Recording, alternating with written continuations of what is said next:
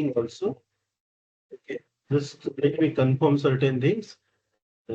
Yes, recording has been started.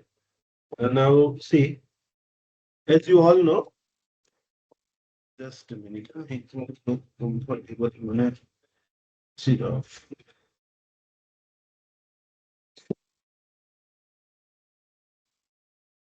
so today,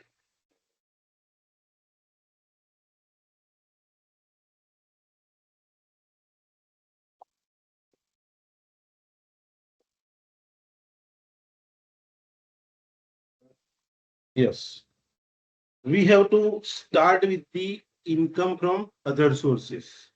Okay, now in income from other sources, uh, you know that in your internal exam, there are two units, and unit one, that is PGBP, that we already have completed. Okay, ऊपर वाला G9 वाला class है, उसमें एक सम बाकी है, चलो हम कर देंगे तो it will be completed. And in unit 2 there are two chapters. One, that is income from other sources, and another one, that is capital gain. Okay, so capital gain. So we will not cover the capital gain in your internal syllabus. But see, before your exam, we have to complete this income from other sources. And it is very small chapter, so we will be in a position to complete this chapter. Okay, so don't worry about that whether it will be completed or not or anything. I'll complete. Okay.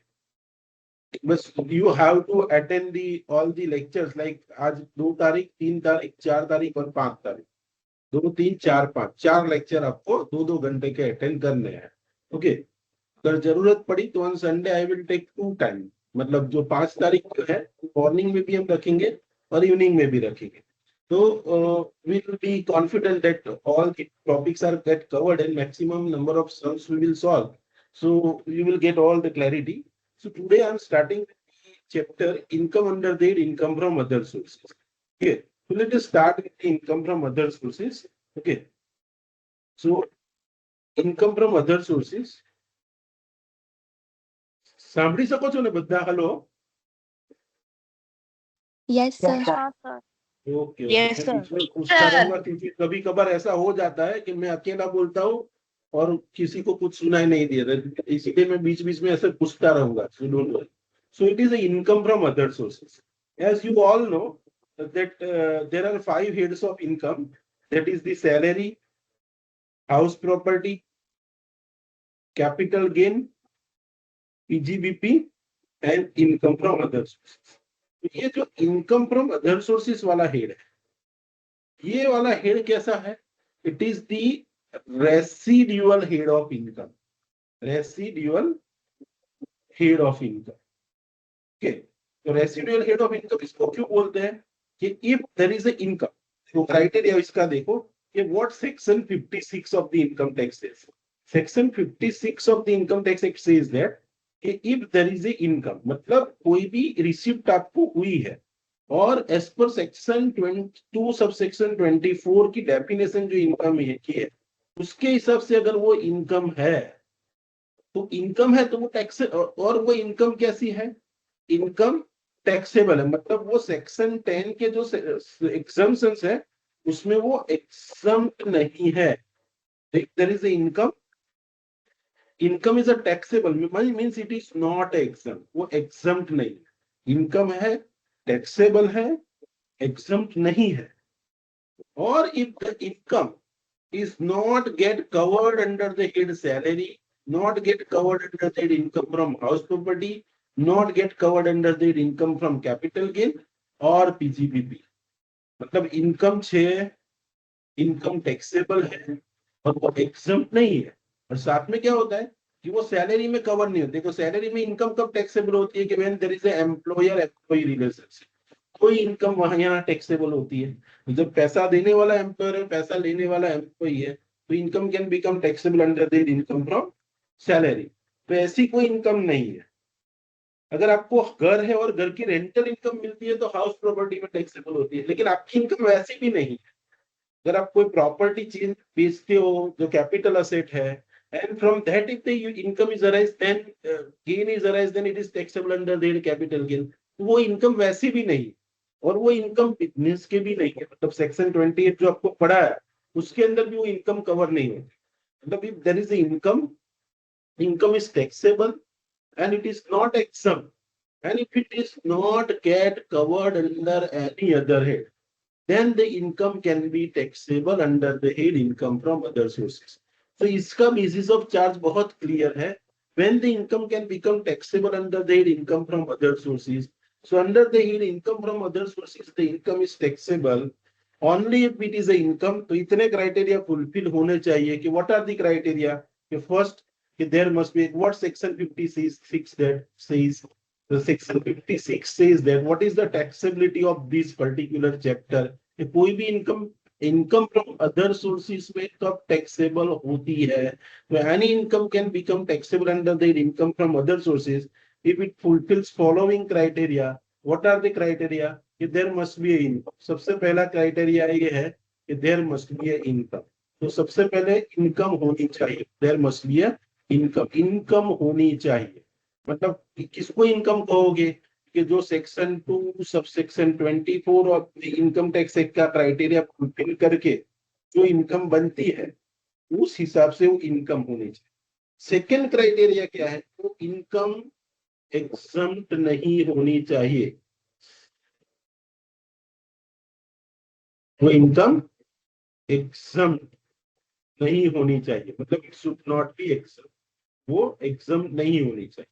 मतलब क्या होनी चाहिए? Exam नहीं है तो income कैसी होनी चाहिए? मतलब it must be a taxable. तो इनकम होनी चाहिए, इनकम एग्जाम नहीं होनी चाहिए, मतलब वो टैक्सेबल होनी चाहिए। और if the income is not get covered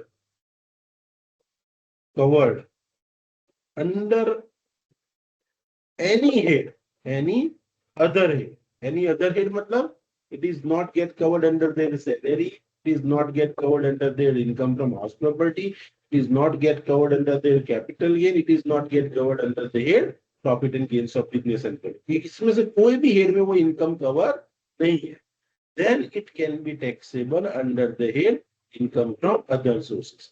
So this is the basis of charge of this chapter। Is it understood by all of you? When the income can taxable under their income from other sources, if there is a income is not exempt, मतलब income is not exempt, मतलब it is taxable, it is not get covered under any other head, then income can become taxable under the head income from other sources। Is it clear to everyone? Hello? Yes, sir. Yes, Okay. sir. Yes. Okay. Yes, sir. Okay. Okay, beta. Yes. So, and you can see the screen also. Okay. Now, Yes, देखो sir. मैंने आपको criteria तो बता दिया कि अगर कोई भी इनकम है, अगर ये क्राइटेरिया फुलफिल करती है कि वो इनकम है, वो एग्जम्प्ट नहीं है, मतलब वो टैक्सेबल है, और वो दूसरे कोई हेड में कवर नहीं है, तो वो इनकम अदर सोर्सेज में टैक्सेबल होगी। But there are certain income which are always taxable. तो वो कोई भी इनकम होगी अगर वो क्राइटेरिया फुलफिल करती है तो अदर सोर्सेज में टैक्सेबल होगी। But there are few income which are always taxable, which are always taxable under the head income from other sources। so there are few incomes, कुछ income ऐसी है जो हमेशा अदर सोर्सेस वाले head में ही टैक्सेबल होती है। तो आपको देखो कोई भी चैप्टर हम पढ़ेंगे तो हम सबसे पहले यही पढ़ते हैं, I have teach you the logic कि भाई whenever we learn any head of income, हम दो ही चीज समझते हैं कि ये हेड में कौन कौन सी इनकम टैक्सेबल होगी, विच income will be taxable under this head, which income will be taxable under this head। Okay, हमें यही दो चीज पता होनी चाहिए कि ये हेड में कौन कौन सी इनकम टैक्सेबल होगी और which expenses are allowed as a deduction, और कौन कौन से एक्सपेंसेस का आपको डिडक्शन मिलेगा। अगर ये दो चीजें पता है तो ये चैप्टर आप इजीली, इस चैप्टर का कोई भी समय है, चैप्टर की टैक्सेबल इनकम अगर आपको कंप्यूट करनी है, you can compute the income of that particular head. तो हमें ये चैप्टर में भी जैसे हमने पीजीबीपी में भी क्या पढ़ा, हमने पढ़ा वही कि ये हेड में कौन कौन सी इनकम टैक्सेबल है, तो we have discuss section 20। Then what we have discuss, which expenses are allowed as a deduction. उसमें जरूरत थी तो हमने वो भी पढ़ा कि which expenses are not allowed as a deduction, लेकिन यहाँ ऐसी जरूरत नहीं है। यहाँ सिर्फ आपको दो ही चीज पढ़नी है, ये हेड में कौन कौन सी इनकम टैक्सेबल, और दूसरा क्या है, which expenses are allowed as a. ये दो ही चीजें आप पढ़ोगे तो आप क्या करोगे कि जो जो टैक्सेबल इनकम है यहाँ ऐसे लिखते जाओगे कि भाई ये इनकम टैक्सेबल है, और उसमें से क्या करोगे कि जो जो अलावेबल एक्सपेंस, जो आपने ये इनकम को अर्न करने के लिए जो खर्चा किया है, वो खर्चा मतलब यहाँ पे आप टैक्सेबल इनकम लिखोगे, और यहाँ से जो अलावेबल एक्सपेंस है उसको यहाँ से आप लेस करोगे। तो you will get what, you will get the, यहाँ से सपोज एक्सपेंसेस जो है, एक्सपेंसेस आपने लेस किए, तो final answer what ever you will get, that is your taxable income from other sources. So ultimately in this chapter, what we have to learn? We have to learn only two things. Okay, which incomes are taxable under this head and which expenses are allowed as a deduction. अभी which incomes are taxable? For that I have explained you a general कि अगर income है वो taxable है, और if it is not covered in any other head, okay, any other head में कोई cover नहीं है, तो क्या होगा, अगर इनकम है वो टैक्सेबल है और कोई हेड में कवर नहीं है तो वो इनकम यहाँ टैक्सेबल होगी। बाद में हम ये भी समझेंगे ये इनकम को अर्न करने के लिए कौन सा खर्चा किया है तो उसका डिडक्शन मिलेगा, तो हम बाद में देखते हैं। तो जनरल रूल तो आपको समझ में आ गया है कि कोई भी इनकम है अगर वो दूसरे कोई हेड में कवर नहीं है तो ये हेड में को टैक्सेबल होगी। लेकिन there are certain incomes, okay there are, तो आपको ये चैप्टर दो पार्ट में पढ़ना है, एक चीज क्लियर होगी। जैसे हमने पीजीबीपी 4 पार्ट में पढ़ा, which incomes are taxable, which incomes are not taxable, which expenses are allowed as a deduction and which expenses are not allowed as a deduction, ऐसे 4 पार्ट में हमने पीजीबीपी पढ़ा। वैसे ही अदर सोर्सेस हमें 2 part में पढ़ना है, one which incomes are taxable and second which expenses are allowed as a deduction।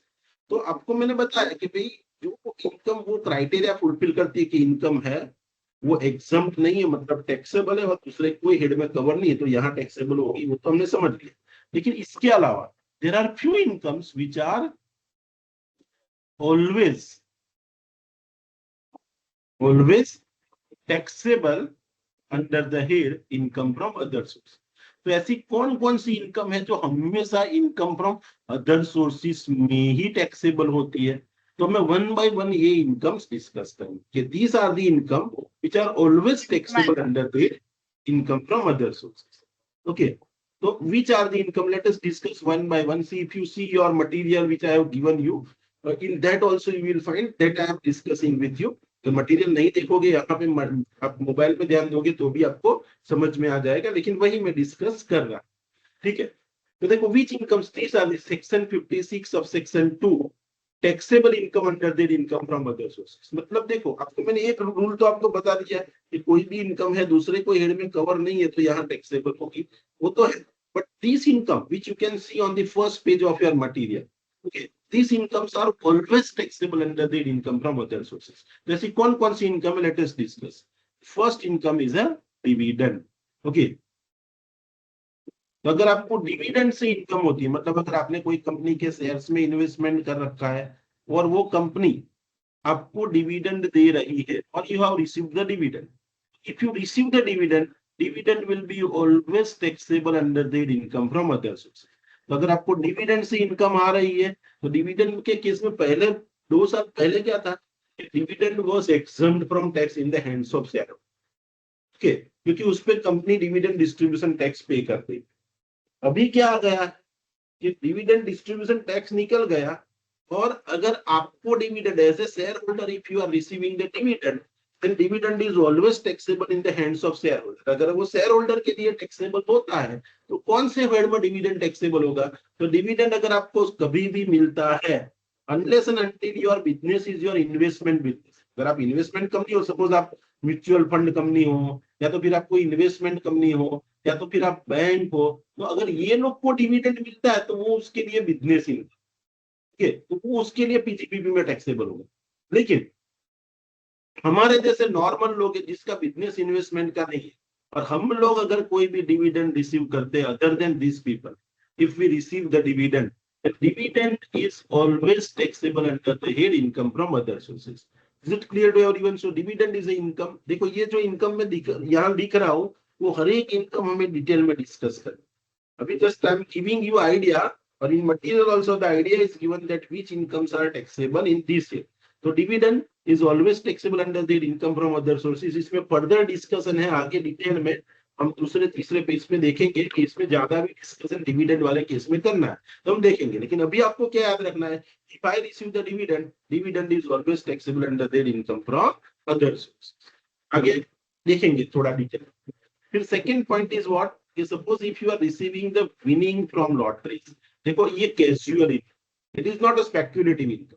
ये कैजुअल इनकम बोलते हैं कि आप विनिंग की इनकम होगी। Suppose if you are earning the income by way of winning from lotteries, अगर lotteries से income आपको मिली, अगर आपने कोई क्रॉसवर्ड पजल प्ले किया और वहां से आपको इनकम हुई विनिंग फ्रॉम लॉटरीज, मतलब income is coming by way of winning. अपने लॉटरी लग गई आपकी, या तो फिर आपने कोई क्रॉसवर्ड पजल सॉल्व किया तो वहां से आपको कुछ इनकम हो गई, या तो फिर आप जुआ खेलने बैठे हो और आपको कार्ड गेम से इनकम हो, ओके, तो कार्ड गेम से इनकम हुई, या तो फिर ऐसा टाइप का कोई भी गैम्बलिंग है, लाइक ड्रीम इलेवन अभी बंद हो गया, लेकिन ऐसा कोई भी इनकम है जब गैम्बलिंग करते हो। शेयर बाजार ने गैम्बलिंग नहीं किया भाई, शेयर बाजार इज अ स्पेक्युलेटिव इनकम, आपको मैंने बहुत डिटेल में पढ़ाया है कि स्टॉक मार्केट की इनकम होती है तो कब पीजीबीपी में टैक्सेबल होती है, कब कैपिटल गेन में टैक्सेबल होती है, उसको कंपेयर मत करना। यहाँ इनकम क्या है, विनिंग, તમે કઈ જીત્યા शेयर बाजार में जीते हैं ना कहेवाय, शेयर बाजार छोड़ दे। Here if you are earning the income by way of this password puzzles, card games, और दूसरे कोई भी टाइप का गेमलिंग करते हो, like you are playing races, okay, horse race, camel race, ऐसे रेस में पार्ट लेते हो, या तो फिर कोई कैसीनो में जाके जीतते हो, ओके, या तो फिर जुआ खेलने बैठे हो कार्ड में, या तो फिर आप कोई गेम खेलते हो ऑनलाइन और वहां से कुछ विन करते हो, तो ऐसा कोई भी टाइप का गेम्बलिंग करते हो, तो गैम्बलिंग की इनकम आती है, तो गैम्बलिंग की इनकम हमेशा कहाँ टैक्सेबल होती है, the gambling income is always taxable under there income from other sources, okay. अभी यहाँ देखो ये पॉइंट आपके मटेरियल में बहुत डिटेल में डिस्कस नहीं किया है, तो ये पॉइंट में यहाँ पे ही डिटेल में विनिंग फ्रॉम लॉटरी वाला जो पॉइंट है वो यहाँ पे ही डिटेल में डिस्कस कर रहा। हम क्या पढ़ रहे हैं कि which incomes are always taxable under the income from other sources, okay. समझ में आ रहा है यहाँ तक जो पढ़ा है? हेलो, हाँ sir. Yes sir. Okay yes okay बेटा, ओके। सो गैम्बलिंग ये वाला पॉइंट यहाँ पे ही मैं आपसे डिटेल में डिस्कस कर रहा हूँ। एक चीज याद रखो, देखो मैंने क्या बताया, ये वाला पॉइंट यहाँ देखो कि इनकम फ्रॉम अदर सोर्सेज का अगर आप फुल प्लेस सम सॉल्व करोगे कैसे होगा, कि जो जो टैक्सेबल इनकम है आप ऊपर लिखोगे, और वहां से वो इनकम को अर्न करने के लिए जो खर्चा किया वो यहाँ से आप एक्सपेंस इसमें लेस कर, ओके। लाइक सपोज समझ लो कि मुझे बैंक से इंटरेस्ट मिला, हम विनिंग वाले पॉइंट पे ही है।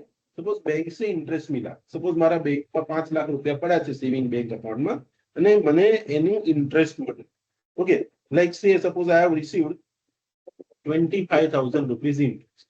देखो इंटरेस्ट ऐसी इनकम है, वो टैक्सेबल है, वो 5 में से कोई भी हेड में कवर नहीं है, मतलब वो सैलरी की इनकम नहीं, interest is not a salary income. તમને તમારા એમ્પ્લોયર પાસેથી તો મળી જ નથી, वो रेंट नहीं है, हाउस प्रॉपर्टी की भी इनकम नहीं है, interest is not a capital gain, और आपने पैसा बैंक में रखा है तो उसका इंटरेस्ट आता है, तो वो आपका बिजनेस भी नहीं, मतलब ये चारों हेड में नहीं टैक्सेबल होगा, तो इंटरेस्ट कहाँ टैक्सेबल होगा, इनकम फ्रॉम अदर सोर्सेज। अगर इंटरेस्ट अदर सोर्सेज में टैक्सेबल होता है तो 25,000 रुपया मेरे को सपोज इंटरेस्ट मिला, और ये 25,000 रुपया इंटरेस्ट देने के लिए मेरे से बैंक ने 500 रुपया बैंक चार्जेस लिया, तो दिस इज व्हाट, के 25,000 रुपया टैक्सेबल और 500 रुपया जो बैंक एक्सपेंस है it is allowed as a deduction, तो यहाँ से लेस। अल्टीमेटली इफेक्ट क्या है कि 25,000 बैंक इंटरेस्ट मैंने रिसीव किया, 500 रुपया उसमें से डिडक्शन मिलेगा, तो अल्टीमेटली क्या होगा, what will be my income from other sources, 24,500, because 500 is the expense which I have incurred to earn the income. तो कोई भी इनकम को अर्न करने के लिए अगर आपने कोई खर्चा किया है तो अदर सोर्सेज में डिडक्शन मिलता है।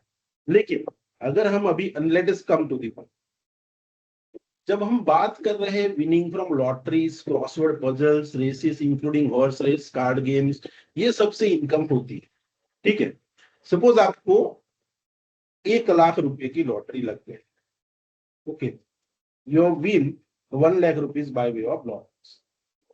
आप बोलोगे सर આજે તો લાખ રૂપિયા કમાયો પણ હું છેલ્લા 10 વર્ષથી લોટરીની ટિકિટ બાય કરું છું અને અત્યાર સુધી મેં 50,000 રૂપિયાની લોટરીની ટિકિટ મેં ખરીદી છે, તો 50,000 is my expense, so 1 lakh should not be taxable.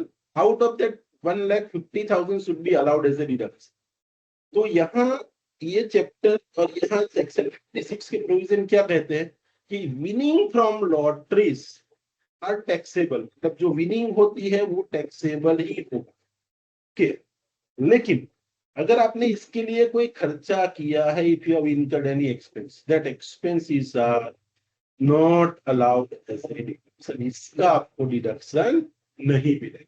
बाकी बधामा जो અહીંયા મેં બેંક ઇન્ટરેસ્ટ ના કેસમાં શું કર્યું तो कि बैंक इंटरेस्ट इज टैक्सेबल और बैंक इंटरेस्ट का जो खर्चा था उसका हमने डिडक्शन। लेकिन विनिंग फ्रॉम लॉटरी में सपोज यहाँ लिखता हूँ 1 लाख रुपया, और आप बोलोगे सर 5,000 50,000 रुपया खर्चा हुआ यहाँ से डिडक्शन होगा, तो answer is no, it is not deductible. तो पहला पॉइंट आपको विनिंग फ्रॉम लॉटरीज में क्या याद रखना है, winning from lotteries crossword puzzles, this ये सबको हम एक वर्ड में कह सकते हैं कैजुअल इनकम। तो ये कैजुअल इनकम जो है वो हमेशा अदर सोर्सेस में टैक्सेबल होती है, इनकम फ्रॉम अदर सोर्सेस में टैक्सेबल होती है। लेकिन अगर उसका कोई एक्सपेंस किया है तो एक्सपेंस का डिडक्शन नहीं मिलेगा, नॉट लाभ। ये आपको याद रखना है, this is the point that if you have incurred the expenses on winning from lotteries, crossword puzzles, races including horse race or card games or any sort of gambling, then expenses incurred by you is not allowed as a deduction. तो पहलो point આપણે અહીંયા આ યાદ રાખવાનું છે કે કોઈ પણ ખર્ચો કર્યો હશે તો એનું ડિડક્શન નહીં। This is one point. Another winning from lottery में याद रखने जैसा, जब हम फुल प्लस सम करेंगे तो ध्यान रखें कि જ્યારે પણ આપણે इनकम फ्रॉम अदर सोर्सेस गणता हो, ओके, ત્યારે એવું બને કે you may receive the income after deduction of TDS, તમને જે આપવા વાળો પૈસા જે ચૂકવે છે એ તમને TDS કાપીને, તો you may receive the net income। જ્યારે પણ આપણે સમ સોલ્વ કરીએ ને, see we don't have to consider the net income, tax આના પર લાગે, તમે એક્ચ્યુઅલ ઇન્કમ પર ટેક્સ ગણો છો, આ TDS પાછળથી તમારી જે ટેક્સ લાયબિલિટી આવશે એની સાથે એડજસ્ટ થઈ જશે। પણ whenever we compute the income under the income from other sources, if the net income is given, we don't have to consider the net income, we have to consider what? Gross income, okay। हमेशा जो if the net income is given, what is your duty, what you have to do, you have to convert that net income into gross income। Suppose आपको सम में दिया है कि mister x, समझना कि mister x has win the lottery of ₹1 lakh, okay, 1 lakh की उसने lottery win की, and has received ₹70,000 after deduction of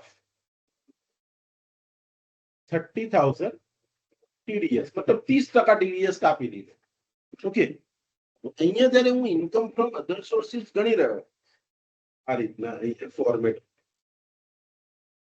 okay, suppose यहाँ मैं गिन रहा हूं, तो यहाँ मेरे को देखो, मेरे को 1 लाख की लॉटरी लगी, 30,000 TDS कट गया और मेरे हाथ में आए 70,000। आपके हाथ में 70 आता है, this is the net amount and this is the gross sum। तो which amount you will write down here, यहाँ पे आप जब सम कर रहे हो या फिर आप इनकम कंप्यूट कर रहे हो, which income will you write the net income 70,000 or will you write the gross income? So answer is what? You always have to take the gross income। આપણે અહીં આગળ 1 લાખ રૂપિયા જ લખવાના, TDS સપોઝ તમને 70,000 આપેલું છે तो 70,000 प्लस TDS करके आपको 1 लाख कर देना है, और वो 1 लाख आपको यहाँ पे दिखना है। Is it clear? क्या आपको क्या करना Yes, है?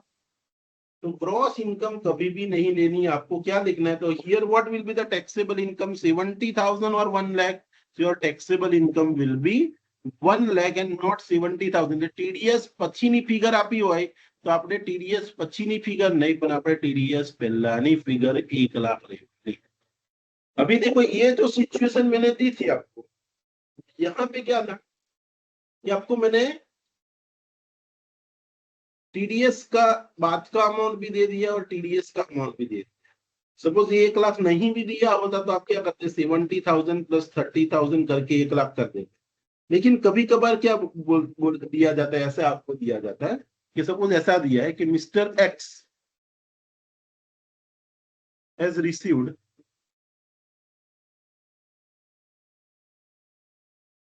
is 70,000 net amount from winning from lottery।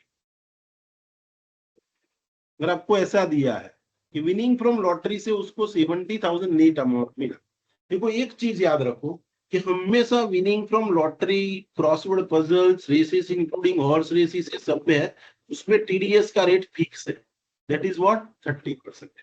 तो अगर आपको नेट अमाउंट ही दिया है, टीडीएस का रेट भी नहीं दिया है, तो आपको याद रखना है कि टीडीएस का रेट 30% ही है।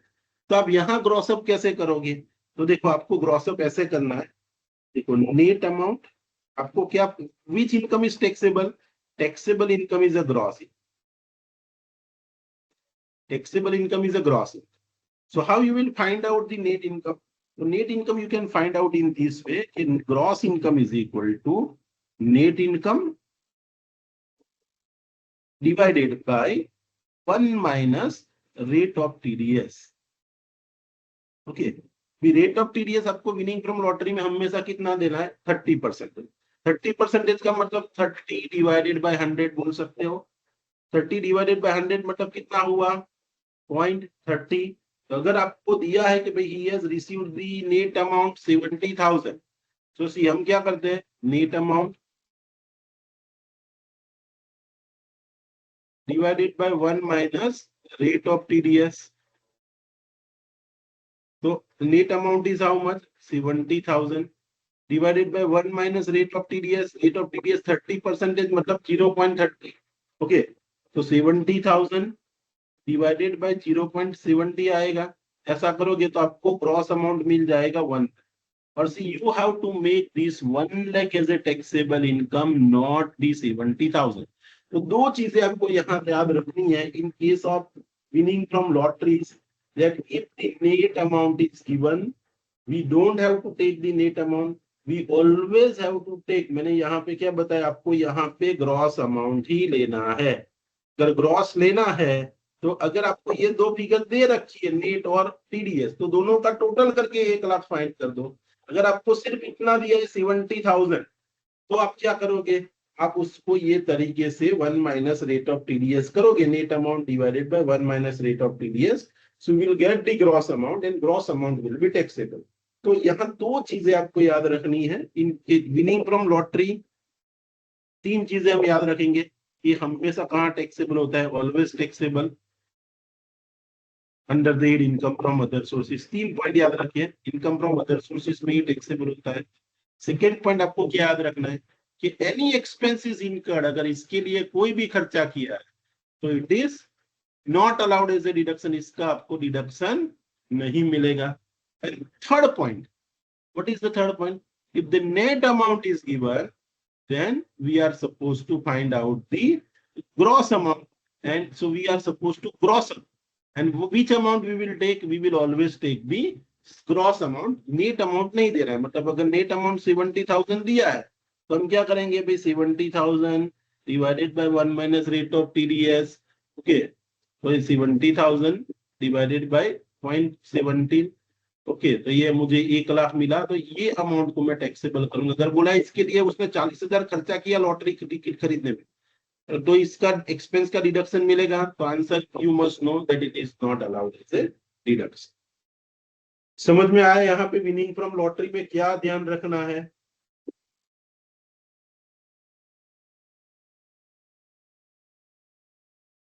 Audible? Hello? Yes, Yes, sir. sir. Yes, sir. Yes, sir. तो विनिंग फ्रॉम, तो हमने देखा कि डिविडेंड होगा तो हमेशा यहाँ टैक्सेबल होगा। अगर आपने विनिंग फ्रॉम लॉटरी से इनकम विन की है तो expenses are not allowed as a deduction. And second thing, if the net amount is given we have to take the gross. Points completed. Now we are on the third point. You can see in your material, third point is given interest on securities. Okay, so suppose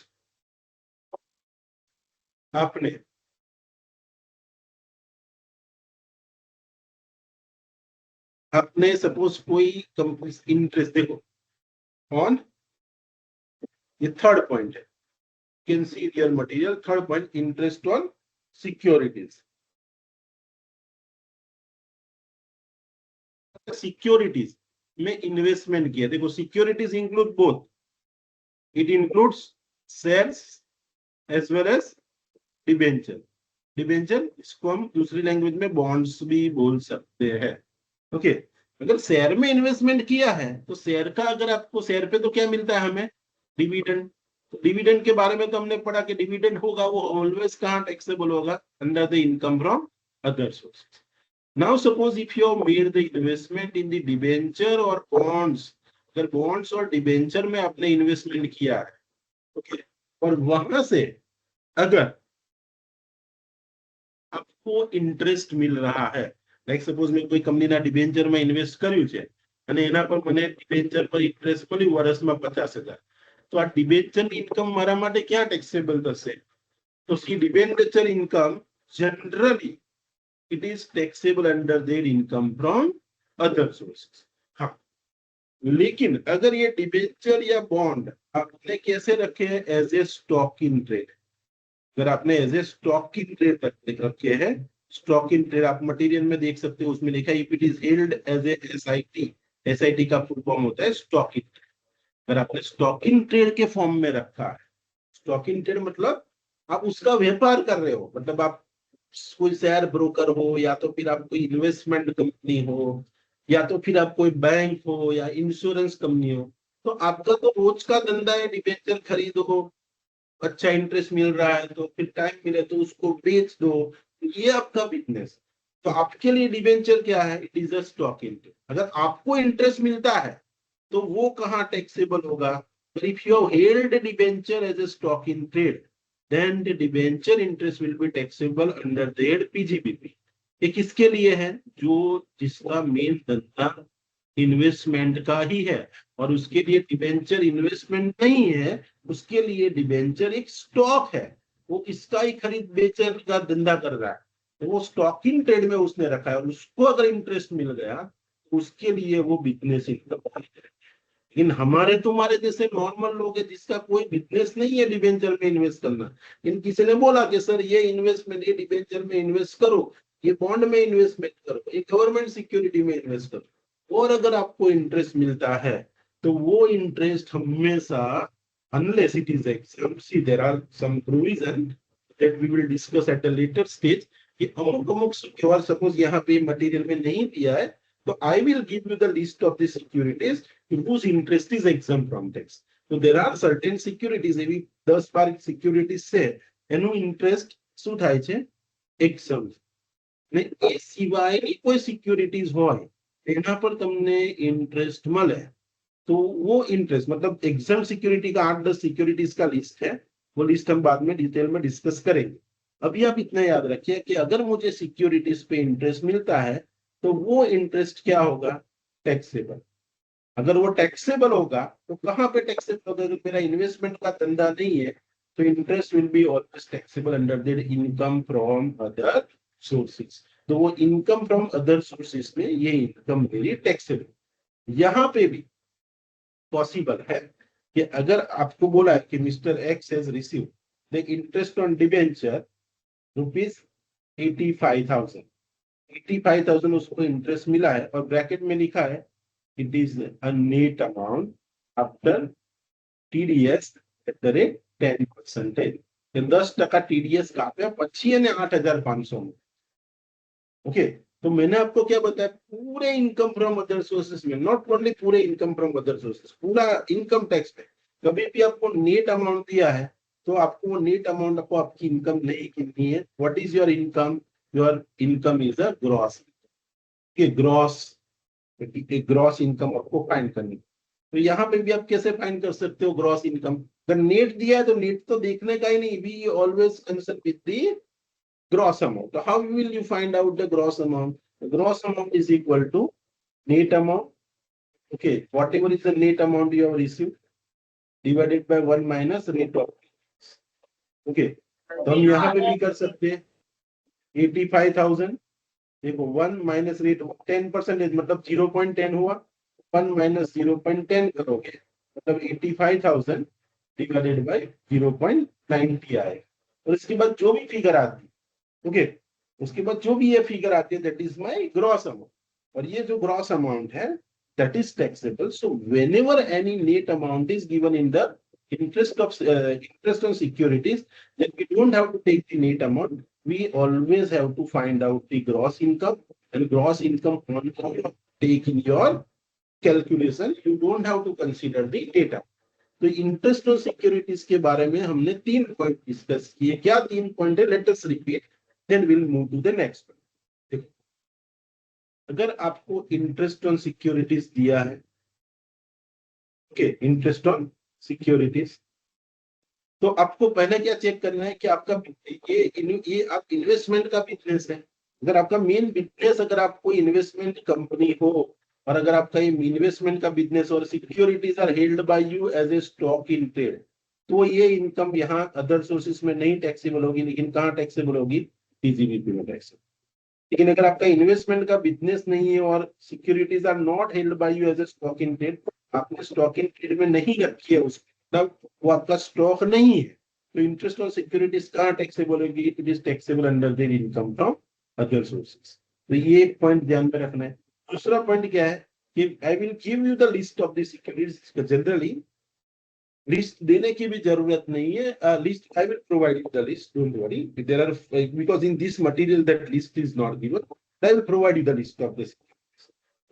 जब हम full place some करेंगे तब आपको मैं list बता दूंगा कि इसमें से कोई सिक्योरिटी आती है तो उसका इंटरेस्ट एग्जाम। तो on few securities which I will going to discuss at later stage, securities interest is exempt, उसका इंटरेस्ट एग्जाम, वो आपको पता होना चाहिए कि कौन कौन सी सिक्योरिटीज का इंटरेस्ट एग्जाम हो।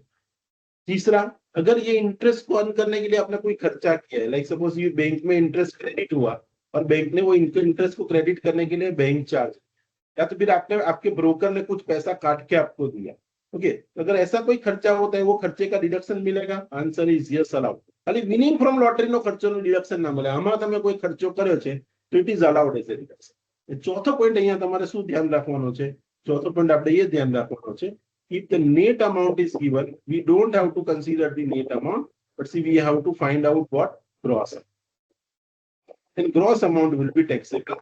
gross amount कैसे फाइंड करते हैं मैंने आपको बताया। Is it clear? Yes, Hello? sir. Okay, anyone else any doubt in this interest on securities? Sir net amount पहले जो एक पॉइंट बताया ना वो एक बार रिपीट कीजिए ना, वो क्या था वो जो? अच्छा वाला बैंक चार्जेस, ये वाला? हाँ हाँ, बैंक चार्जेस। मतलब बेटा आपने कोई, सपोज आपका इंटरेस्ट है, इंटरेस्ट ऑन सिक्योरिटी, सपोज आपने कोई कंपनी की डिबेंचर में इन्वेस्टमेंट किया है और company is paying your dividend, तो सॉरी इंटरेस्ट, इंटरेस्ट तो आपको घर को देना तो नहीं आएगा, वो आपके बैंक अकाउंट में वो क्रेडिट होगा। तो बैंक में क्रेडिट होता है तो उसके लिए आपने कुछ खर्चा किया है, बैंक आपसे कुछ चार्ज लेती है તમારું इंटरेस्ट जमा કરવા માટે। સપોઝ बैंक चार्ज લીધો એને 50 રૂપિયા, તો 50 રૂપિયા તમારો ખર્ચો થયો, તો આ इंटरेस्ट ऑन सिक्योरिटीज જે છે એના માટે તમે જે ખર્ચો કર્યો તેનું ડિડક્શન મળે। Answer is what? यस। कि अगर आपने ये इंटरेस्ट को अर्न करने के लिए अगर आपने कोई खर्चा किया है तो it is allowed as a deduction और नॉट? तो आंसर इज यस। देखो कभी कभार क्या होता है, चलो ये आपने अच्छा पॉइंट पूछा तो मेरे को एक दूसरा भी एक पॉइंट याद आया। कभी कभार क्या होता है कि सपोज आपको बोला गया कि भाई mister x has taken, suppose ऐसा बोला है कि he has taken a loan, एक लोन लिया, okay, at the rate of 5%. 5% loan લીધી per annum of rupees 5 lakh. 5 lakh રૂપિયાની એને એક લોન લીધી અને એનું રેટ ઓફ ઇન્ટરેસ્ટ કેટલું છે 5%. Okay, and then he has invested this money in debenture of ABC Private Limited and earned interest of rupees 1 lakh. Okay, उसको 1 लाख रुपया इंटरेस्ट मिला. ठीक है, तो ये इंटरेस्ट, और आपको बोला है कि ये ग्रॉस है, ये ग्रॉस, तो आपको 1 लाख रुपया दिया मिला. तो ये 1 लाख रुपया आपने इंटरेस्ट अर्न किया, वो कहाँ टैक्सेबल होगा? It will be taxable under there income from other sources. ठीक है, लेकिन आप देख सकते हो कि यहाँ इसने ये 1 लाख रुपया इंटरेस्ट अर्न करने के लिए उसने 5 लाख रुपए की लोन ली है और उसपे वो 5% के रेट से साल का इंटरेस्ट पे कर. ओके, એનો મતલબ એને વ્યાજ પૂછે, વ્યાજ એનો શું થઈ ગયો? ખર્ચો થયો. तो 5 लाख रुपीस जो है उसका उसने 1 साल का 5 लाख रुपया 5% इंटरेस्ट पे किया. सपोज 5 लाख का सॉरी 5% निकालते हैं, ओके, तो 25,000 होता है. 25,000 ये उसका क्या हुआ? एक्सपेंस. तो व्हाट इज द इनकम? देखो हम देखेंगे भाई, अगर हम फुल प्लेस सम कैलकुलेट कर रहे हैं तो interest on securities 1 lakh taxable, और उसके जो एक्सपेंसेस होंगे कि भाई interest paid for the loan taken to invest in the security ₹25,000. तो इसका आपको क्या मिल जाएगा? डिडक्शन. तो अल्टीमेटली क्या हुआ? What is your taxable amount? 75,000. ઘણી વખત એવું થાય કે તમે કોઈ જગ્યાએ ઇન્વેસ્ટ કર્યા છે પૈસા, એના પર તમને વ્યાજ પડે, તો વ્યાજ ટેક્સેબલ છે. એટલે ઇન્વેસ્ટ કરવા માટે કે પૈસા કોઈની પાસેથી ઉધાર લેતા છે અને એના પર મેં પણ વ્યાજ ચૂક્યું છે, તો મેં 5% વ્યાજ ચૂક્યું છે, તો એ મારો ખર્ચો છે, તો it is allowed me as okay. तब ये इंटरेस्ट की इनकम को अर्न करने के लिए अगर आपने कोई खर्चा किया है तो it is allowed as a deduction, उसके आपको डिडक्शन मिल जाएगा. ठीक है, तो this is the another point, interest on securities. देखो हमने 4 पॉइंट डिस्कस किए कि अगर इंटरेस्ट ऑन सिक्योरिटीज मिलता है, if it is not your business और if you are not held it as a stock in trade, तो income will be taxable under the income from other sources. If you have held it as a stock in trade, उसकी income कहाँ taxable होगी? Stock in trade नहीं है तभी income other sources में taxable होगी. अगर आप ब्रोकर हो, इंश्योरेंस कंपनी हो, बैंक हो, और उसको इंटरेस्ट मिलता है, उसके लिए वो बीजीबीपी में टैक्सेबल है. लेकिन हमारे जैसे लोग हैं, उसको इनकम फ्रॉम अदर सोर्सेज में टैक्सेबल होगा. आई will provide you the list. उसमें लिस्ट दिया होगा कि इतनी सिक्योरिटीज का इंटरेस्ट एग्जम्प्ट है, तो वो इंटरेस्ट, ये सिक्योरिटीज का नाम हमें याद रखना है कि सिक्योरिटीज का इंटरेस्ट एग्जम्प्ट है. तो ऐसी इंटरेस्ट एग्जम्प्टेड सिक्योरिटी आपको सब में दी है, तो आपको लिख देना है कि इसका इंटरेस्ट एग्जम्प्ट है. वो लिस्ट हम बाद में डिस्कस करेंगे. अगर आपने कोई खर्चा किया है, बैंक चार्जेस पे किया है, या तो फिर अभी आपको जो मैंने ऐसा सम करके दिखा है, फिर आपने कोई लोन ली है, तो लोन का इंटरेस्ट होगा. इन्वेस्ट करने के लिए लोन ली है, तो उसका इंटरेस्ट क्या मिलेगा? It is allowed as a deduction. मतलब વિનિંગ ફ્રોમ લોટરી એ બી છે, જેના માટે કરેલો ખર્ચો તમને બાદ નહીં મળે. બાકી ઇન્કમ ફ્રોમ અધર સોર્સિસ માટે તમે જેટલા ખર્ચા કર્યા છે ઇન્કમ ને અર્ન કરવા માટે, that will be allowed you as a deduction. और सपोज आपको सम में कोई नेट अमाउंट दिया है, तो आपको हमेशा क्या करना है? उसका ग्रॉस अमाउंट फाइंड करना है, और gross amount will be taxable. Okay, is it clear to everyone this point? Yes, Hello? sir. Sir, Yes, sir. Yes, Sir, बोलिए बोलिए. जो इंटरेस्ट अमाउंट के बाद जो डिडक्शन लेस करते हैं, तो नेट अमाउंट 75,000 है, तो वो टैक्सेबल होगा बैंक चार्जेस में. हाँ, वो टैक्सेबल होगा ना बेटा. जो આ નેટ અમાઉન્ટ આપેલું છે તમને અહીંયા મેં ગ્રોસ જ આપ્યું હતું. મેં 1 લાખ ગ્રોસ આપ્યું હતું, બરાબર. સપોઝ અહીંયા તમને 70,000 આપ્યું હોય, તો અને એવું કીધું 10% TDS નો રેટ છે, તો પેલા એ નેટ નું ગ્રોસ કરે અને ગ્રોસ માંથી ખર્ચો બાદ, પછી એ ટેક્સેબલ. સમજાય છે શું કેવું? સપોઝ તમને એવું કીધું હોત ભાઈ 70,000 रुपया તમને नेट इंटरेस्ट મળ્યું છે, तो आप क्या करते हैं, और उसको उसमें आपको बोला है कि भाई इंटरेस्ट का सॉरी TDS 30% के रेट से काटा है सपोज, तो इसका ग्रॉस अमाउंट हम फाइंड करते हैं 1 माइनस रेट ऑफ TDS करके, तो हमें 1 लाख रुपया ग्रॉस अमाउंट होती है। ग्रॉस अमाउंट मेरे को इतना मिला, फिर मैंने खर्चा बात किया कि भाई आ इंटरेस्ट कमावा माटे मैं बीजू 25,000 रुपया लोन लीधी थी ने, लोन નું વ્યાજ મારે 25,000 पे કરવું પડ્યું, तो આ ખર્ચો में बात करें रिलीज कर दिया, ये मेरा एक्सपेंस है।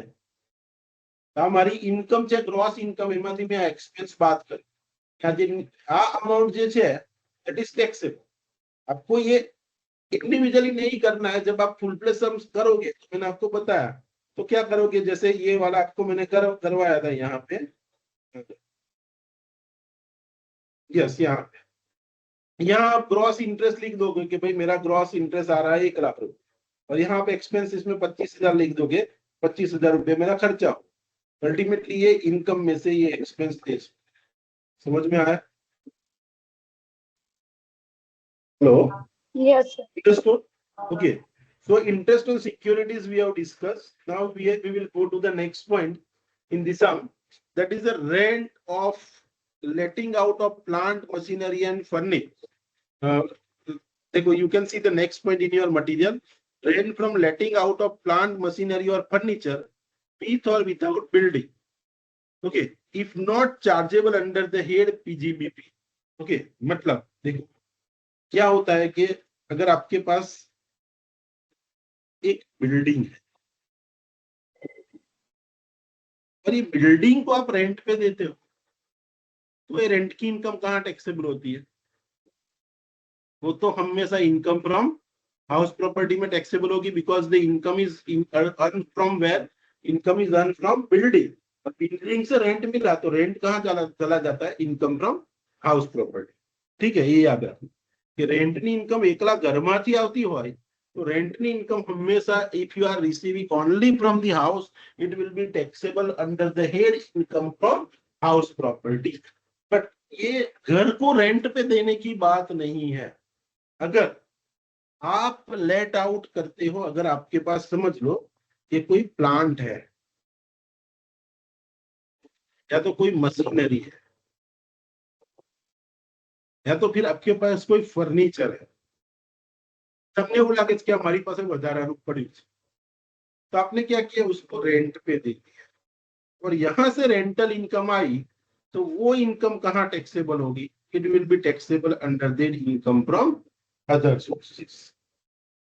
समझ में आया? अगर आपके पास कोई प्लांट है, कोई मशीनरी है, कोई फर्नीचर है और आपने उसको रेंट पे दे दिया, रेंटल इनकम कहाँ टैक्सेबल होगी?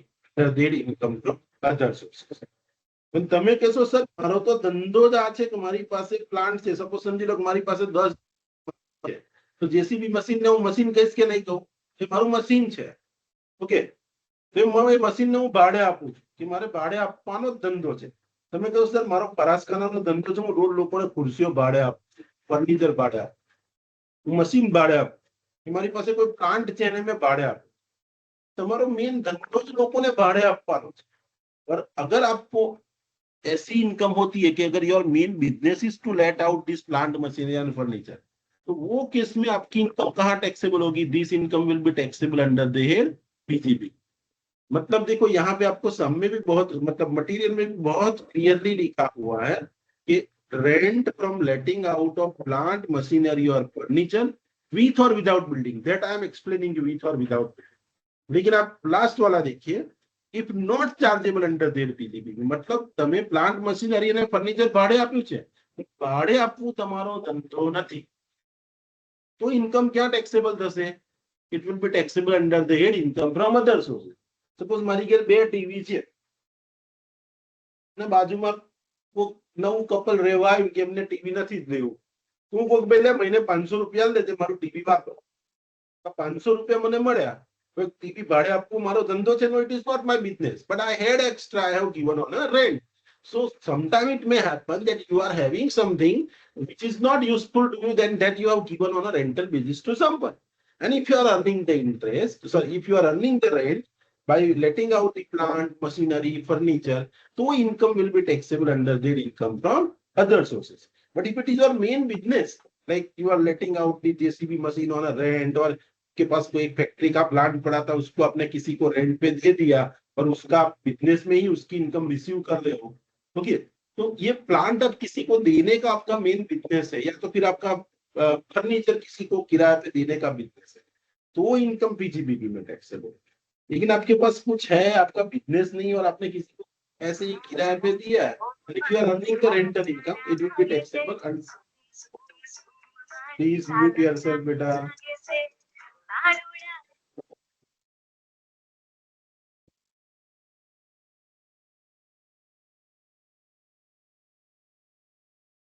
Okay, I'm not muting because I have to ask you question in between, but be careful that other students are also listening. So don't unmute yourself unless I ask you the certain question.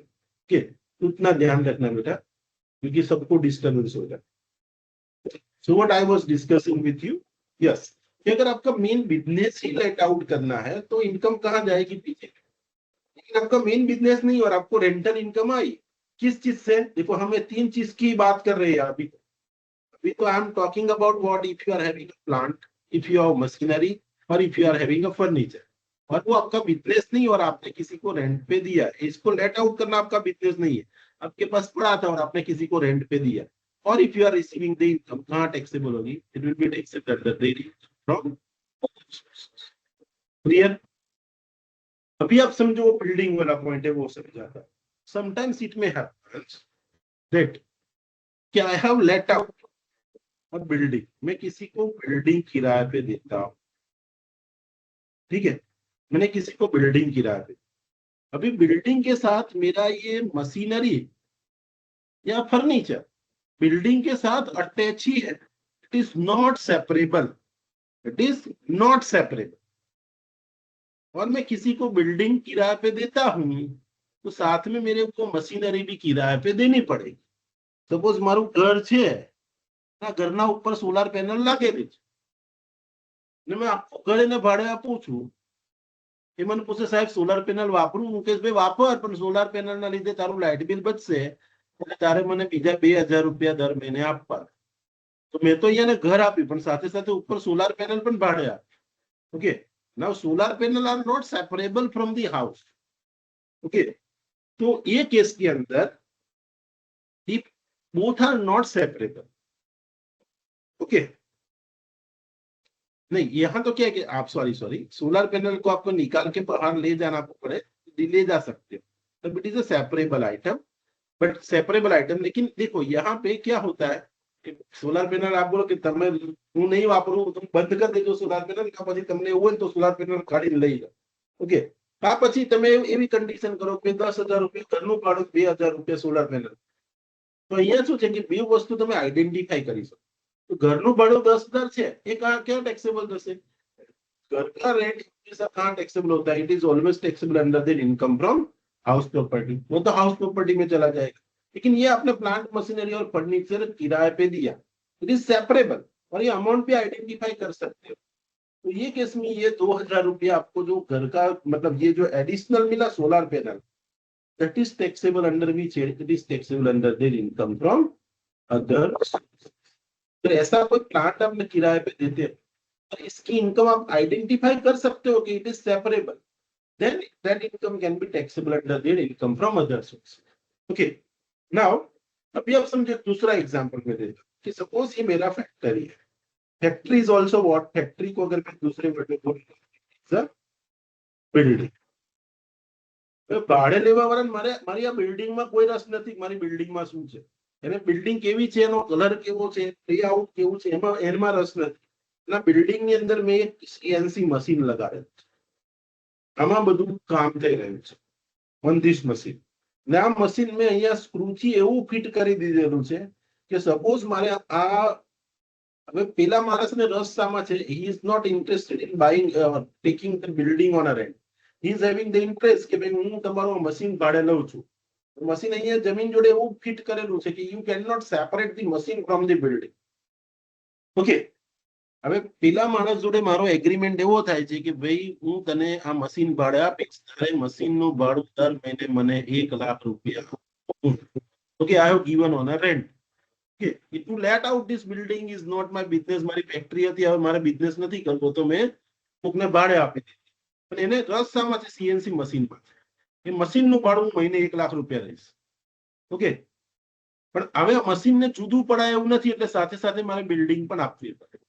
Okay, now building and machine both are not separable, so we have decided that 1 lakh રૂપિયા નહીં, પણ building અને મશીનરીના તારી પાસે complete 1,20,000 રૂપિયા ભાડું રહેશે. Now here both things are not separable. Building and machine are not separable. બે વસ્તુ એકબીજાથી જુદી પાડી શકાય એવી નથી. અને સપોઝ તમને 1 લાખ રૂપિયા 1,20,000 ભાડું આપ્યું, હવે પેલો તમને એવું કે મશીનનું કેટલું ને બિલ્ડિંગનું કેટલું, તો કે ખબર ના પડે કેટલું મશીનનું કેટલું બિલ્ડિંગનું, તારે મને 1,20 સાથે આપવાનું. So it is not separable. Okay, તમારે ઇટ ઇઝ નોટ આઈડેન્ટિફાયેબલ કે હું કઈ વસ્તુના કેટલા લઉં છું એ સેપરેટલી તમે નથી કહી શકતા. But see if it is not separable, both are not separable. પેલો કે સાહેબ મને મશીન એકલામાં જ રસ છે, મને મશીન પાડે. મશીન એવી રીતના ફિટ કરેલું છે કે it can not be separated from the building. તો બિલ્ડિંગ તોડવી પડે. તો if you want to let out this, you have to let. Okay, અને કમ્પલસરી તમારે ભાડે આપવું પડે. તો in this case if you receive this income, तो ये इनकम कहाँ टैक्सेबल होगी? तो आप बोलो कि सर बिल्डिंग ना कितना અને મશીન ના કેટલા એવું જુદું ના પાડી શકાય એવી પરિસ્થિતિ હોય ત્યારે whatever income you are receiving, the entire income will be taxable under the income from other sources.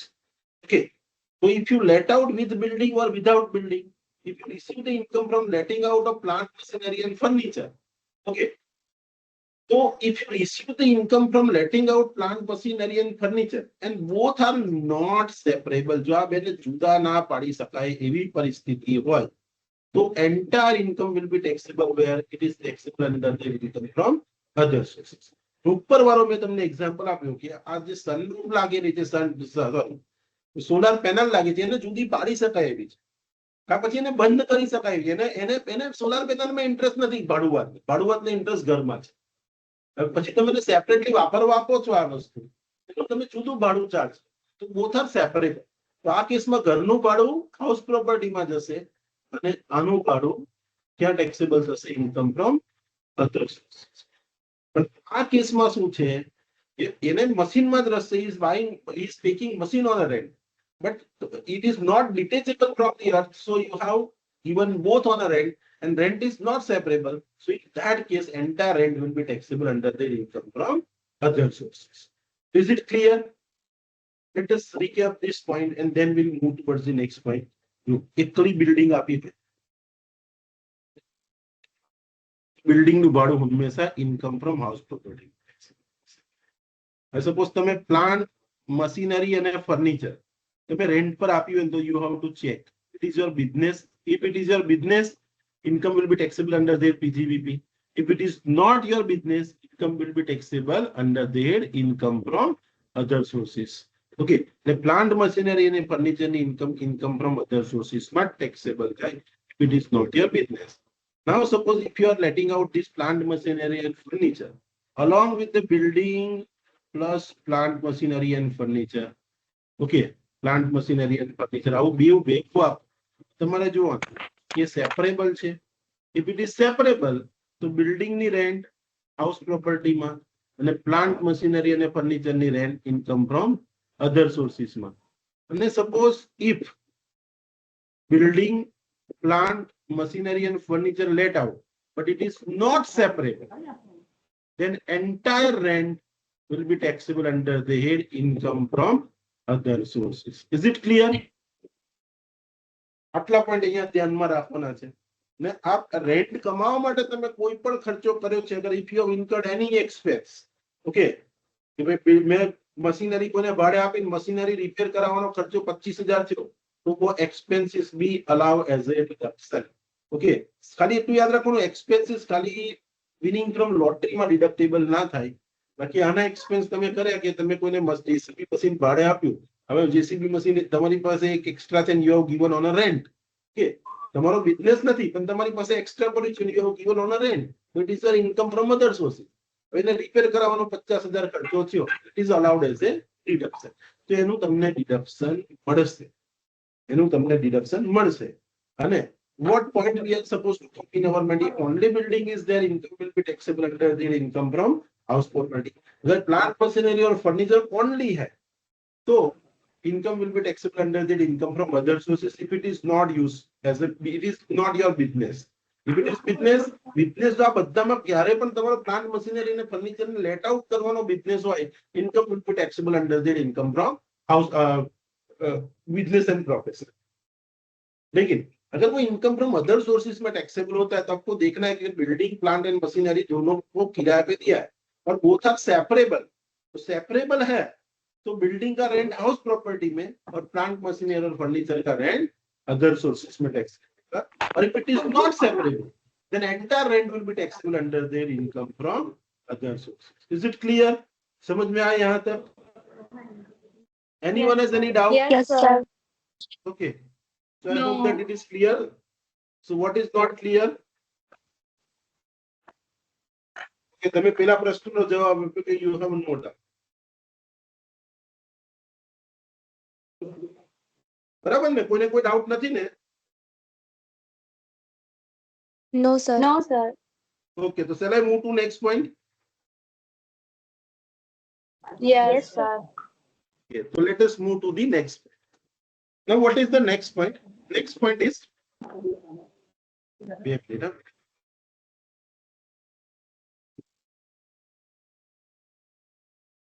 okay. Now the next point is any sum received under the Keyman insurance policy if it is not taxable under their PGBP or salaries. वो आपको मैंने कल भी जो G8 वाला class है उसमें तो मैंने डिस्कस किया ही है कि अगर आप कीमैन इंश्योरेंस पॉलिसी से पैसा कीमैन इंश्योरेंस पॉलिसी है ओके उससे कीमैन इंश्योरेंस पॉलिसी से अगर आपको पैसा मिलता है, अगर आपने आपका एम्प्लॉयर ने आपके लिए पॉलिसी ले रखी है मतलब कोई कीमैन की डेथ हो जाती है और in the capacity of employ if you are receiving तो कीमैन इंश्योरेंस पॉलिसी का पैसा कहाँ टैक्सेबल होता है? सैलरी. अगर आप बिजनेसमैन हो और आपके बिजनेस के लिए किसी के लिए आपने कीमैन इंश्योरेंस पॉलिसी ले रखी है तो आपकी इनकम कीमैन इंश्योरेंस पॉलिसी की कहाँ होगी? पीजीबी. लेकिन अगर आप you are receiving some amount under the Keyman insurance policy, but you are not receiving in the capacity of the employee or you are receiving not in the capacity of businessman. और अगर आपको ये Keyman insurance policy का पैसा मिला अगर वो salary और पीजीबीपी पे टैक्सेबल नहीं होता है तो कहाँ टैक्सेबल होगा? Other source. 99.99% केस में ये सैलरी में अदर सोर्स पीजीबीपी में ही टैक्सेबल होगा. यहाँ क्वेश्चन आएगा ही नहीं. लेकिन अगर कभी कभार आपको कोई किसी ने पॉलिसी ले रखी थी ओके और आपको कीमैन इंश्योरेंस पॉलिसी का पैसा मिला तो see it can become taxable under the head other sources. Otherwise ये इनकम यहाँ पे आती ही नहीं है. लेकिन option is given to the assessee के असेसी चाहे तो अगर उसको अगर एम्प्लॉयर से मिला है तो हमेशा सैलरी में जाएगा. लेकिन अगर बिजनेस में मिला है तो he has option he can make it taxable under there PGBP और he can make it taxable under their income from other source. दोनों में से कोई भी जगह पे वो लिख सकता है. तो अगर आपने पीजीबीपी में उसको टैक्सेबल नहीं किया तो अदर सोर्सेस में कीमैन इंश्योरेंस पॉलिसी का पैसा टैक्सेबल कर सकते हैं. इसको मैंने बहुत डिटेल में कल G8 में डिस्कस किया था. F9 वाला जो क्लास है वहां हम फिजिकल लेक्चर लेते हैं. अभी भी 2 लेक्चर में लेने वाला हूँ. वहां पे हम ये कीमैन इंश्योरेंस पॉलिसी डिस्कस करेंगे. फिजिकल नहीं है तो भी आगे वो 10D वाला पॉइंट अगर ऑनलाइन में डिस्कस कर रहे हैं तो ऑनलाइन में भी वो पॉइंट आगे डिटेल में आएगा. तो डोंट वरी. अभी आप इतना याद रखो कि कीमैन इंश्योरेंस पॉलिसी से पैसा मिला है वो अगर इन the capacity of employee if you have receive मतलब आप कोई जगह पे एम्प्लॉई और आपके एम्प्लॉयर ने कीमैन इंश्योरेंस पॉलिसी दे रखी और सपोज उसकी डेथ हो गई और उसकी पॉलिसी में ऐसा लिखा था मेरे सभी एम्प्लॉई को मेरे मरने के बाद सबको 1-1 लाख रुपया मिला और आपको मिला. You have received in the capacity of employee. So in that case, whatever amount you have received will be taxable under their salary. अगर अपना बिजनेस कर रहे हो તમને એવું લાગે મારી કંપનીમાં સાયન્ટિસ્ટ છે આની ડેથ થઈ જશે તો મારી કંપની બંધ થઈ જશે તો એટલે તમે એના નામે 50 કરોડની પોલિસી લીધી છે અને એની ડેથ થઈ ગઈ. Now you have received 50 crore. You have received as a businessman. तो आपको कीमैन इंश्योरेंस पॉलिसी का पैसा मिला कहाँ टैक्सेबल होगा? PGB.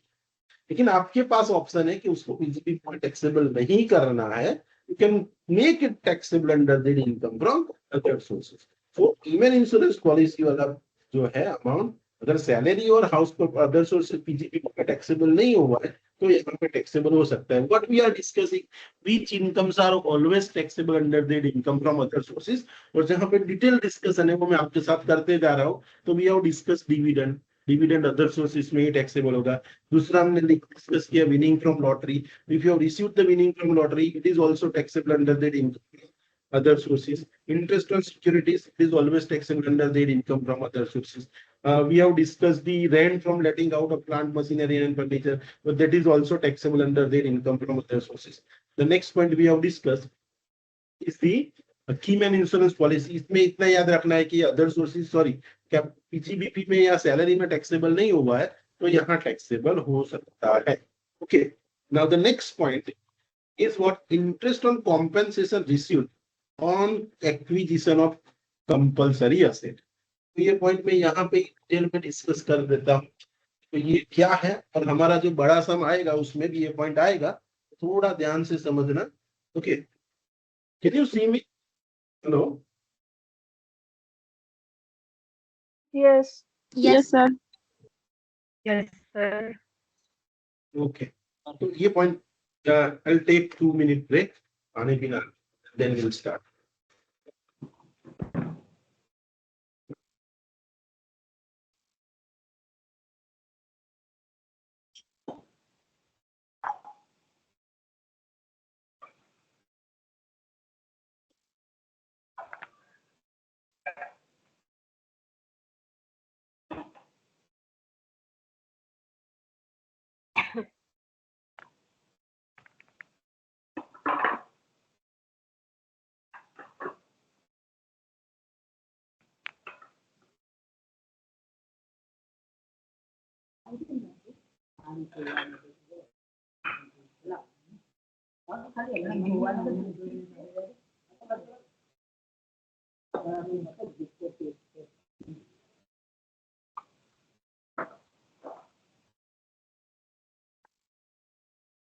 Yes, let us start. Yes. अभी what is the next point discuss. देखो यहाँ पे लिखा है any sum, sorry, interest received on compensation of compulsory acquisition of capital asset. Okay, यहाँ पे ये पॉइंट टिक करिए. फिर यू टर्न द पेज. आप मटेरियल लेके बैठे हो ना? Hello, Yes, sir. Material, material के अंदर अगर आप पेज नंबर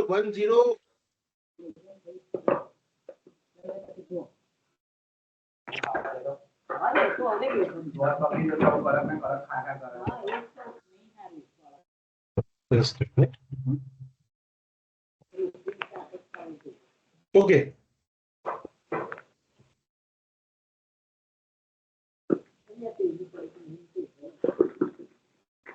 ठीक है, यहाँ मटेरियल के अंदर ये पॉइंट नहीं है, लेकिन मैं आपको यहाँ पे बता देता हूँ, तो आप ये थोड़ा ध्यान से करना. हम बड़े सम में इसका यूज करेंगे. तो ये पॉइंट क्या है, let us discuss first, then what you are suppose to keep in your mind, that we will discuss. देखो ये पॉइंट ये है, interest received, interest received, interest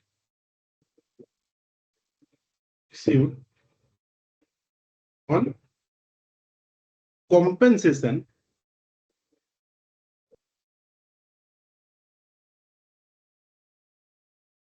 of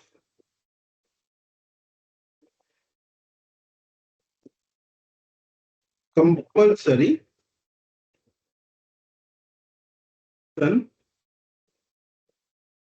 of capital asset. दिख रहा है स्क्रीन आपको? Yes, sir. ओके, तो यहाँ पे ये क्या है, देखो यहाँ you can see this word compulsory acquisition. This is one word. Second word is a capital asset and third one is a interest. और ये इंटरेस्ट किस चीज पे? कॉम्पेंसेशन पे. मतलब ये 4 वर्ड है यहाँ. सबसे पहले हम ये समझते हैं कि what is the compulsory acquisition और व्हाट इज कैपिटल असेट. તો અહીંયા આપણે કેપિટલ એસેટ ની વાત કરીએ ને તો capital asset here only means land and building. આ બે એસેટ ને કેપિટલ એસેટ કહેવાય. What is capital asset here? Capital asset means either land or building or both. આ પછી બેનું combination. Okay. So that is called capital asset. Now second point we have to understand is what is compulsory acquisition. Compulsory acquisition किसको कहोगे ये हमें समझना है. तो what is compulsory acquisition? देखो compulsory acquisition का मतलब ये होता है कि आपको किसी को बेचना नहीं है लेकिन देना पड़ा. गवर्नमेंट की रिक्वायरमेंट. कंपल्सरी एक्विजिशन आपसे कौन कर सकता है? सिर्फ गवर्नमेंट कर सकती है. आपको देना पड़ा. That is called compulsory acquisition. Okay. Like suppose समझ लो कि यहाँ पे मेरा घर है, ठीक है, और यहां से ही बुलेट ट्रेन का लाइन जाने वाला है और यहाँ पे मेरा घर बीच में आ रहा है. सेंट्रल गवर्नमेंट बोले कि हेमंत भाई તમારું ઘર મને વેચી દો, અહીંયાથી બુલેટ ટ્રેન કાઢવાની છે. હું કહીશ ના ભાઈ મારે નથી વેચવું, તું અહીંયાથી આમ કરીને કાઢી દે, ભલે મારા ઘરની બાજુથી જાય, પણ મારે મારું ઘર વેચવું નથી. अगर ऐसा आप कहोगे तो चलेगा? Answer is no. गवर्नमेंट बोले कि भाई हेमंत भाई तो 25 लाख रुपया पकड़ो, काल थी घर खाली कर देजो तो તમારું ઘર. ओके.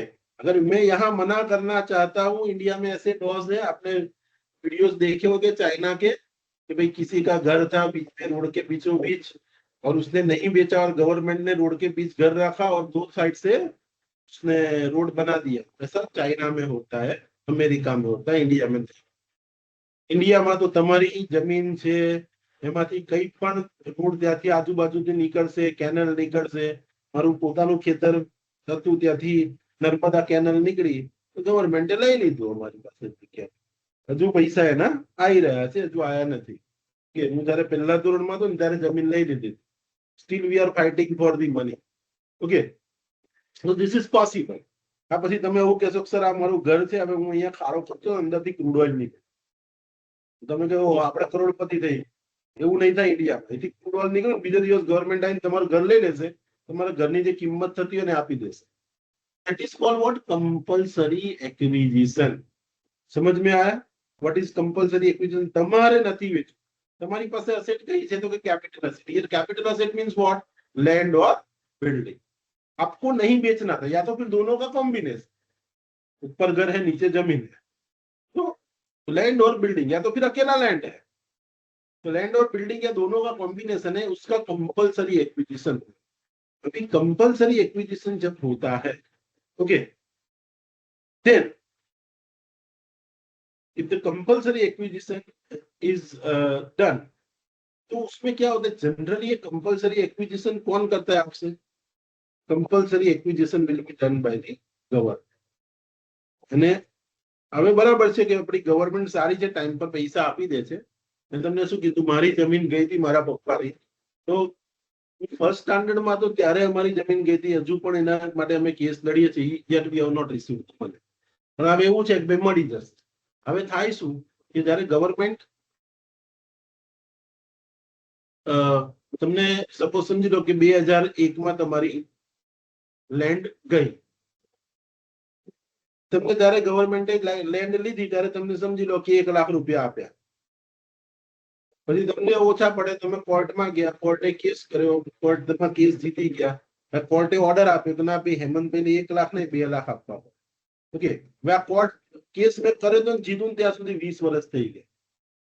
તો મને આ બીજા વધારાના 1 લાખ રૂપિયા જે મળશે ને, એ વધારાના 1 લાખ રૂપિયા એકલા નહીં મળે, મને આટલા વર્ષોનું વ્યાજ પણ મળશે. That is what? That is called interest on compensation. Okay. તમારી કોઈ પણ લેન્ડ કે બિલ્ડિંગ ગવર્મેન્ટે લઈ લીધી છે, હવે એ પૈસા એને કીધું હોય એના કરતા થોડા મોડા આપે, તો એ મોડા પૈસા આપશે ને ત્યારે એકલા પૈસા નહીં આપે, એના પર તમને ઇન્ટરેસ્ટ આપશે. આ જે પૈસા મળે છે ને એ તમારા કેપિટલ ગેઇન માં ટેક્સેબલ છે. સપોઝ સમજી લો મેં 1 લાખ રૂપિયાનું એક ઘર લીધું. ઓકે. કેટલામાં લીધું હતું? 1 લાખ રૂપિયા. કમ્પલસરી એક્વિઝિશન થયું અને ગવર્મેન્ટે મને એના 5 લાખ રૂપિયા, તો આ 4 લાખ રૂપિયા મને કેપિટલ ગેઇન થયું, તો એ તો ક્યાં ટેક્સેબલ થશે? It will be taxable under the head capital. 1 લાખનું ઘર લીધું તો 5 લાખમાં વેચી દીધું, તો મને આ 4 લાખનો જે ગેઇન થયો, તો that is always taxable under the head capital gain. એની વાત નથી કરતા. પણ મને આ પૈસા જે છે ને એ મોડા મળ્યા. 5 લાખ રૂપિયા સપોઝ મને ગવર્મેન્ટે આજે આપવાના હતા, એની જગ્યાએ 2-3 વર્ષ પછી આપ્યા, અને 5 લાખની જગ્યાએ 5 લાખ ને 60,000 રૂપિયા આપ્યા. આ 60,000 જે વધારાના મને મળે ને, that is my interest on compensation. A interest on compensation. મને જે ઘર વેચાયું એનું જે કોમ્પેન્સેશન મળ્યું એ મોડું મળ્યું, તો એ મોડું મળવા પર મને એનું જે વ્યાજ મળ્યું ને, that is called interest on compensation. So here what is the point?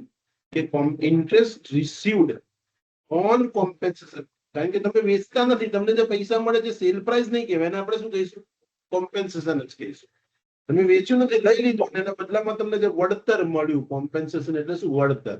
Vote ever compensation you have receive, એ તમને મોડું મળ્યું તો એના પર શું મળ્યું? વ્યાજ મળ્યું. If you receive the interest, then whatever interest you are receiving, that interest is always, this interest is always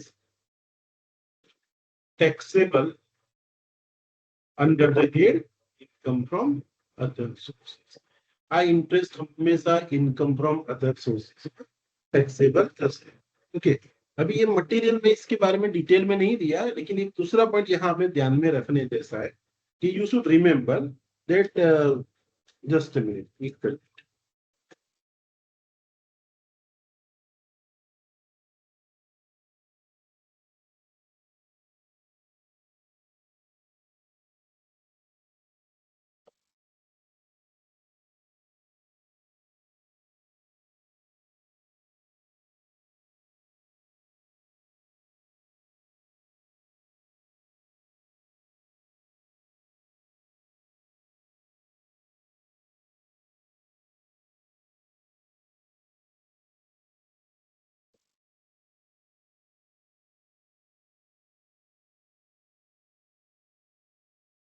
ठीक है, यहाँ आपको ये ध्यान रखना है कि सपोज आपको कॉम्पेंसेशन मिलता है, interest on compensation is a taxable. Okay, लेकिन इसके लिए अगर आपने कोई खर्चा किया है ना, तो that expense is not allowed as a deduction, but 50% standard deduction is available. 50% standard exemption is there. Okay, तो अगर आप देखो, आपको बताया गया है कि you have one house. Suppose आपको बोला है कि it was purchase by you for ₹1 lakh, and compulsory acquisition पे आपको उसका जो कॉम्पेंसेशन है 5 लाख मिला, और ये 5 लाख मिला, लेकिन ये 5 लाख जो मिला ना वो थोड़ा लेट मिला, तो उसके ऊपर आपको 60,000 रुपया इंटरेस्ट था. देखो, तो आप इतना ध्यान रखिए कि मैं घर 1 लाख में लीधું હતું, 5 લાખમાં ગવર્મેન્ટે મારી પાસેથી લઈ લીધું, આ 4 લાખનો જે ડિફરન્સ છે ને એ તો અધર સોર્સિસમાં આવે જ નહીં. એ ક્યાં ટેક્સેબલ થશે? It is taxable under the head capital. Okay, આપણે વાત શાની કરી રહ્યા છે? We are talking about this interest. 5 lakh મને મોડા આપ્યા ને, એના પર ગવર્મેન્ટે મને 60,000 રૂપિયા. ઓકે, તો 60,000 interest is given by the government to me. Okay, તો સપોઝ 60,000 ઇન્ટરેસ્ટ આવ્યો છે. હવે તમે કહેશો સર મેં આ ઇન્ટરેસ્ટ રિસીવ કરવા માટે મેં કોર્ટમાં કેસ કર્યો તો વકીલ મારી પાસેથી 20,000 રૂપિયા તો મેં વકીલને આપ્યા, ત્યારે તો મને ગવર્મેન્ટે 60,000 ઇન્ટરેસ્ટ આપ્યું. તો you have incurred the legal expense of 20,000. તો મેં તમને શું કીધું કે ભાઈ ઇન્કમ હશે એ ટેક્સેબલ થશે, એના માટે કોઈ પણ ખર્ચો કર્યો છે તો that is allowed as a deduction. તો logically what is taxable amount? तो टैक्सेबल अमाउंट इज 40,000. लेकिन ये पॉइंट में आप इतना ध्यान रखिए कि यहाँ पे आपको जो खर्चा किया है, आप बोलोगे सर मेरा legal interest received is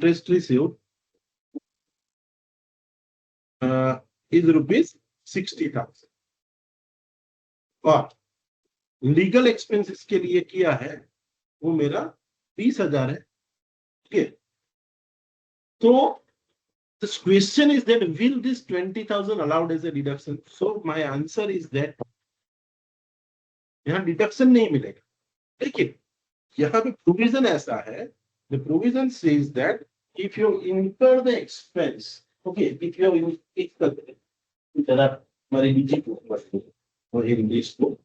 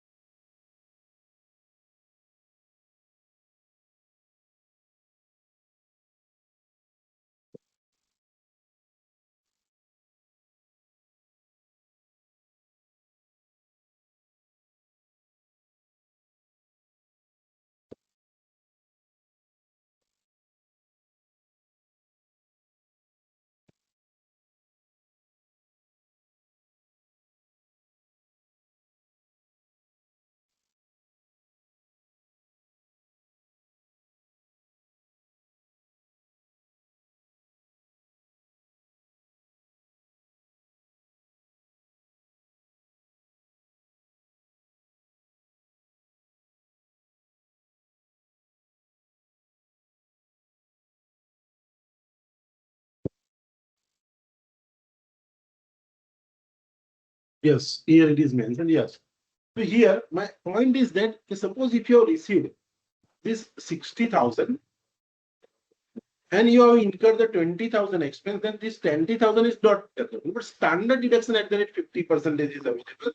So તે શું થશે આ 20,000 નું ડિડક્શન નહીં મળે પણ 60,000 છે ને એમાંથી 50% is deductible. તો 30,000 નું ડિડક્શન તમને મળશે.